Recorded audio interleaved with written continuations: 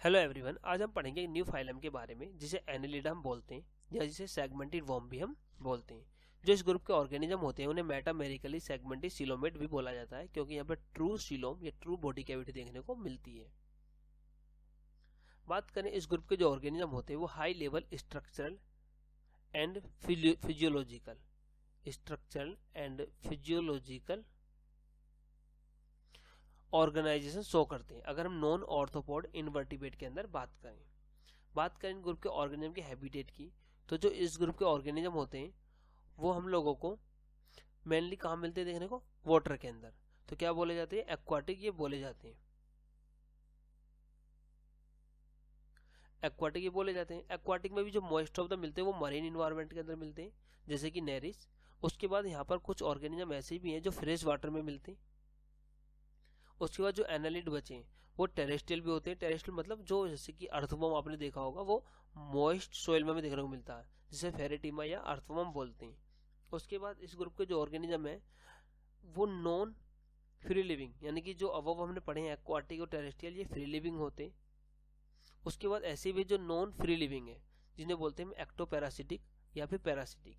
Example में हमारे पास joke है या फिर बोल सकते हैं हीरोडनारिया। इस ग्रुप के ऑर्गेनिज्म है जो free living non free living दोनों तरह की मोड ऑफ लाइफ हमें देखने को यहाँ पर मिलती है। अगर बात करें सिमेट्री की, तो इस ग्रुप के ऑर्गेनिज्म होते हैं उसके अंदर हमें बाइलेटरल सिमेट्री देखने को मिलती है। अब बाइलेटरल सिमेट्री मतलब अगर हम उसे किसी वर्टिकल प्लेन से कट करें, ध्यान दें किसी नहीं, ओनली वन वर्टिकल प्लेन से कट करें तो टू इक्वल पार्ट में वो डिवाइड हो जाएगी, जैसे हाफ ये हो गया हाफ ये हो गया, तो इसे बोलते हैं बाइलेटरल सिमेट्री। अब बात करें डेवलपमेंट के टाइम पर, इसमें प्रॉपर ऑर्गन देखने को मिलते हैं, यानी कि ऑर्गन सिस्टम यहाँ पर डेवलप होता है। तो इसका ऑर्गेनाइजेशन ऑर्गन लेवल का होता है, बाइलेटरल सिमेट्री होती है। उसके बाद जब ये डेवलपमेंट होता है तो यहाँ पे तीन एम्ब्रोनिक लेयर या जर्म लेयर बोलते हैं। तो तीन जर्म लेयर, तीन या फिर एम्ब्रोनिक लेयर, जैसे एक्टोडर्म, मेसोडर्म, एंडोडर्म। इस वजह से इस ग्रुप के ऑर्गेनिज्म को हम ट्रिप्लोब्लास्टिक भी बोलते हैं। तो क्या बोलेंगे इसको हम, true coelomate, metamerism, triploblastic, bilateral organ system वाले ऑर्गेनिज्म। अब बात करते हैं, देखो इसके अंदर लेवल ऑफ ऑर्गेनाइजेशन के बाद अगर हम देखें तो बॉडी ऑफ फॉर्म, यानी बॉडी जो फॉर्म होती है यहाँ पर वो किस में होती है, सेगमेंटेड में होती है। तो body form and metameric segment की बात करते हैं। तो जो इस ग्रुप के जो ऑर्गेनिज्म होते हैं उसमें एक्सटर्नली यानी बाहर से और इंटरनली दोनों तरफ हमें सेगमेंट देखने को मिलते हैं। इन सेगमेंट को क्या बोलते हैं, हम मेटामर्स बोलते हैं। जो सेगमेंट होते हैं ये डिफरेंट टाइप के होते हैं। सेगमेंट की वजह से क्या बनता है, इस सेगमेंट से सीलोमिक कंपार्टमेंट, ठीक है ना, ये हो गया सीलोमिक कंपार्टमेंट। अब सीलोमिक कंपार्टमेंट का इसे सपोर्ट का काम होता है। उसके बाद नेफ्रिडिया, तो नेफ्रिडिया हमें यहाँ देखने को मिलता है, इसी से बनते हैं नेफ्रिडिया। और उसके बाद ब्लड वेजल्स भी यहाँ पर देखने को मिलती है हमें, ब्लड वेजल्स और नर्व गैंग्लिया। ये थोड़ा सा कम डेवलप होता है लेकिन यहाँ भी डेवलप होता है। इनके सबके अलग अलग काम होते हैं, ये सब मिलकर चलने में आने हेल्प करते हैं। एफिशिएंस लोकोमोशन में हेल्प करता है सेगमेंटेशन को। फंक्शन, ध्यान रखना, फंक्शनल स्पेशलाइजेशन यानी अलग अलग काम, जैसे एक्सक्रीशन है, डाइजेशन है, वहाँ भी हेल्प कराता है। प्लस रिडंडेंसी यानी सर्वाइवल एडवांटेज में इसको हेल्प क्रिएट करता है। अब बात करते हैं इसकी बॉडी वॉल स्ट्रक्चर की। अब ये बॉडी वॉल स्ट्रक्चर की अगर हम बात करें तो बॉडी वॉल है मस्कुलेचर।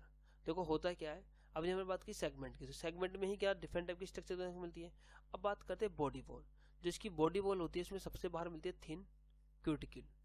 जो थिन क्यूटिकल होती है प्रोटेक्ट का काम करती है। उस थिन क्यूटिकल के बाद होता है एपिडर्मिस। अब एपिडर्मिस के बाद स्टार्ट होता है सर्कुलर एंड मसल्स और लॉन्गिट्यूडनल मसल्स। जो सर्कुलर लॉन्गिट्यूडनल मसल्स होती हैं ये इसे चलने में हेल्प करती हैं। मतलब इनके बीच में क्या मिलता है, कॉन्ट्रैक्शन देखने को मिलता है सर्कुलर और लॉन्गिट्यूडनल मसल के अंदर, जिससे उसे लोकोमोट करने में हेल्प करती है। इसके बाद इनके अंदर मिलती है सीलोमिक एपिथेलियम, ठीक है। तो मैंने पहले क्या बताया, थिन क्यूटिकल, उसके बाद एपिडर्मिस, उसके बाद मिलता है सर्कुलर मसल और फिर लॉन्गिट्यूडनल मसल, और उसके बाद मिलता है यहाँ पर सीलोमिक एपिथेलियम।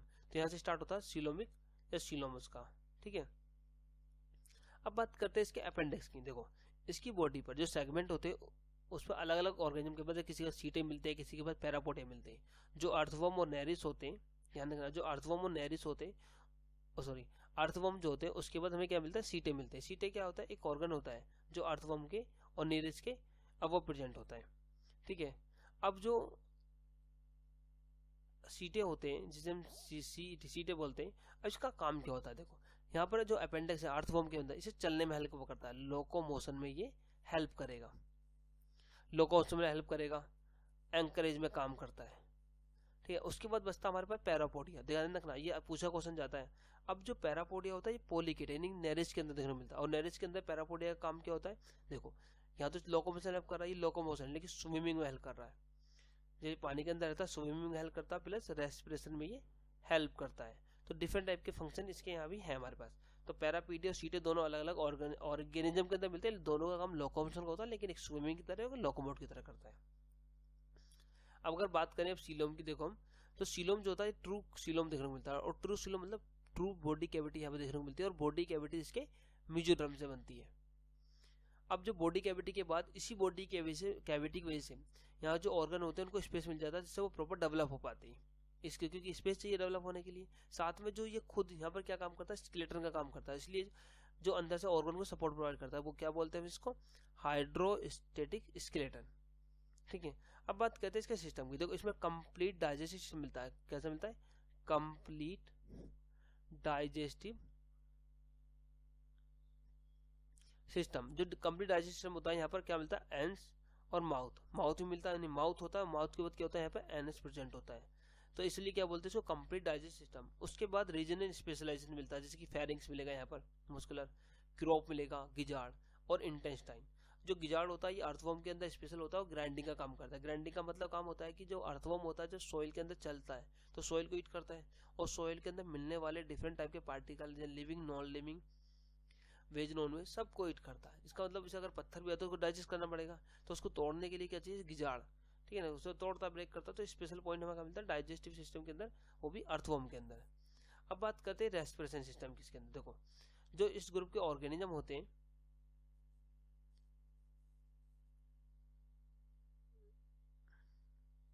यहाँ पॉइंट रह गया था, अब दिख गया होगा आपको। हाँ, डाइजेस्ट सिस्टम, तो जो सॉरी रेस्पिरेशन। तो इस ग्रुप के जो ऑर्गेनिज्म होते हैं उसमें रेस्पिरेशन बात करें तो बॉडी सरफेस से होता है।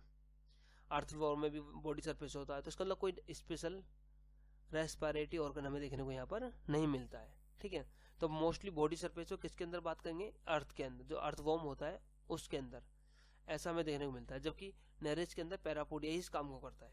ठीक है, तो नेरिस, पैरेट एंड फेरेटिमा, अर्थवर्म, हेरोडिनेरिया इसके कुछ एग्जांपल है। और हेरोडिनेरिया को जो कि लीचवर्म बोलते हैं। अब यहाँ पे एक लार्वा होता है ट्रोकोफोर लार्वा, जिसके बारे में हम बात करेंगे आगे। ठीक है, अब बात करते हैं इसके सर्कुलेटरी सिस्टम की। अब सर्कुलेटरी सिस्टम जो होता है तो उसमें इसका मतलब ब्लड सर्कुलेशन होता है यहाँ पर। अब कैसा होता है हमारे लिए ये इंपॉर्टेंट है यहाँ पर। अगर हम सर्कुलेटरी सिस्टम की बात करें, देखो तो क्लोज सर्कुलेटरी सिस्टम हमें यहाँ देखने को मिलता है। तो क्लोज मतलब यहाँ ब्लड उसका क्लोज होता है, जैसे कि ह्यूमन के अंदर देखने को मिलता है, ओपन नहीं होता। अब क्लोज सर्कुलेटरी सिस्टम के अंदर भी ब्लड फ्लो होता है, किसके द्वारा होगा, डोर्सल वेसल्स के द्वारा और वेंट्रल वेसल के द्वारा। ठीक है, इसके साथ यहाँ पर लेटरल हार्ट भी देखने को मिलता है, जो आर्टरिक आर्च इन अर्थफॉर्म के अंदर बात करते हैं। ठीक है, अब लेटरल आर्ट जिसे आर्टरी आर्च बोलते हैं हम। अब इसके बाद देखो यहाँ पर की पॉइंट आपको याद कर रखना, इसके अंदर ब्लड के अंदर हीमोग्लोबिन मिलती है, हीमोग्लोबिन मिलती है, बट आरबीसी नोट मिलती है। आरबीसी यहाँ पर फाउंड नहीं होती है। जब आरबीसी नहीं मिलती इसका मतलब काम करता है हीमोग्लोबिन प्लाज्मा के अंदर डिजोल्व होती है। अब याद रखने वाली बात है, जो एनालिडा होता है तो क्लोज सर्कुलेशन मिलता है। जब हम आर्थ्रोपोडा पढ़ेंगे तो वहां पर ओपन सर्कुलेशन हमें देखने को मिलेगा। अब बात करते हैं इसके रेस्पिरेटरी सिस्टम के बाद, सॉरी हम बात करते हैं इसके एक्सक्रीटरी सिस्टम और ऑस्मो रेगुलेटरी सिस्टम, जिसके लिए प्रोटोनेफ्रिडिया, नेफ्रिडिया, देखो नेफ्रिडिया यहाँ पर होता है, क्या होता है, नेफ्रिडिया प्रेजेंट होता है। किसके लिए, एक्सक्रीटरी यानी कि बॉडी से बेस्ट प्रोडक्ट बाहर निकालने के लिए, ऑस्मो रेगुलेटरी के लिए, बैलेंस करने के लिए, वाटर मैनेजमेंट को बैलेंस करने के लिए क्या होता है, नेफ्रिडिया।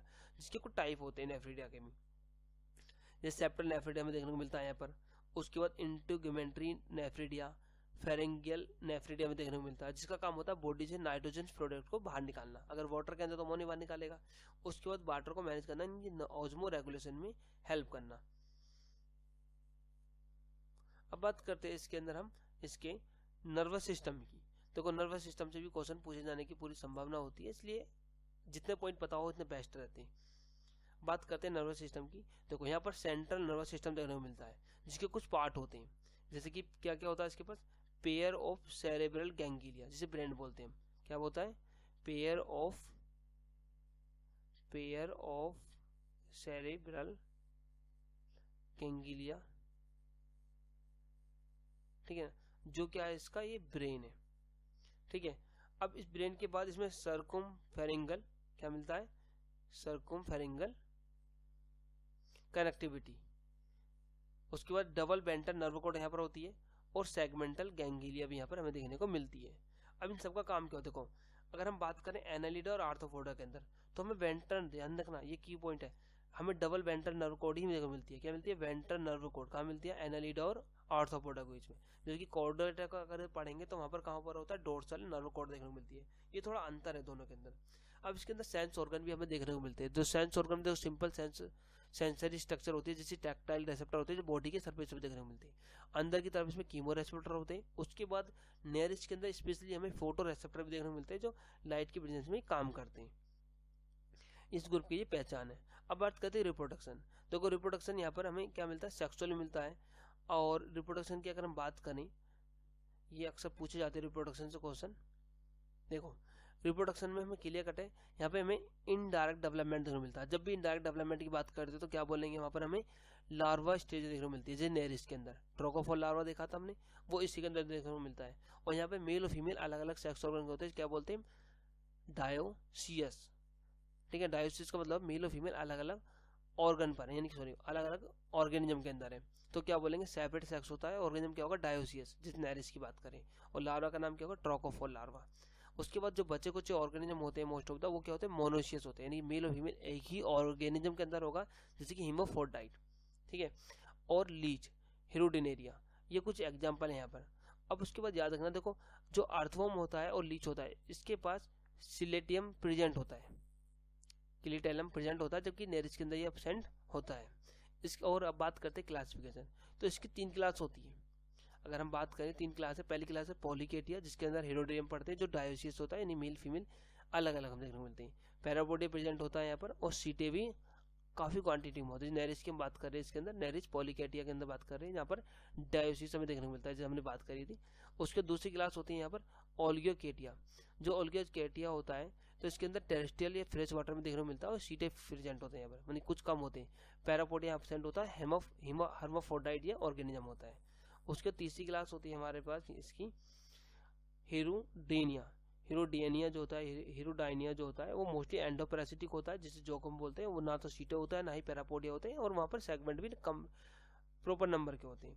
देखो अगर इकोलॉजिकल इंपॉर्टेंट की बात करो तो हमारे पास एक ही ज़्यादा इंपॉर्टेंट है, वो है हमारा अर्थवर्म। फार्मर फ्रेंड बोला जाता है, सॉइल फर्टिलिटी के लिए यूज करते हैं। उसके बाद लीच का भी यूज करते हैं। लीच का क्या होता है, बॉडी से माइक्रो सर्जरी की तरह काम करता है, नहीं एंटी कोगुलेंट का काम करता है। ठीक है, तो इसलिए यूज करते हैं। और अर्थवर्म का एक यूज और होता है, वो होता है वर्मी कॉम्पोस्टिंग मतलब खाद पाद बनाने में यूज करते हैं इसका। तो इस तरीके से ये एनालिटिक ग्रुप हमारे लिए काफ़ी इंपॉर्टेंट है।